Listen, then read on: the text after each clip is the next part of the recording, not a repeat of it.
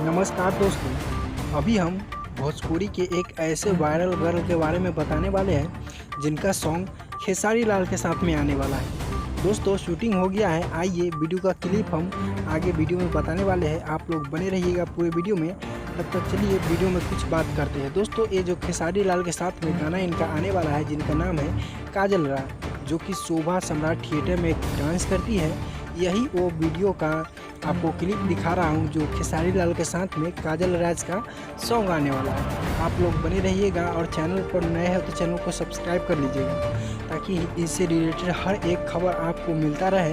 और देख सकते हैं यहाँ पर काजल राज जो है किस तरह से यहाँ पर वीडियो के माध्यम से दिखाई दे रहा है। दोस्तों आपको बता दें बहुत जल्द ही भोजपुरी में एक तहलका मचने वाला है जो खेसारी लाल के साथ में काजल राज का आने वाला है। और काजल राज आपको पूरे सोशल मीडिया पर धमाल मचाती हुई खेसारी लाल के साथ में दिखने वाले हैं। तो दोस्तों आप लोग बने रहिएगा और आप लोग चैनल को सब्सक्राइब कर लीजिए। जय हिंद, वंदे मातरम। फिर मिलते हैं एक नेक्स्ट वीडियो में, तब तक के लिए जय हिंद, धन्यवाद।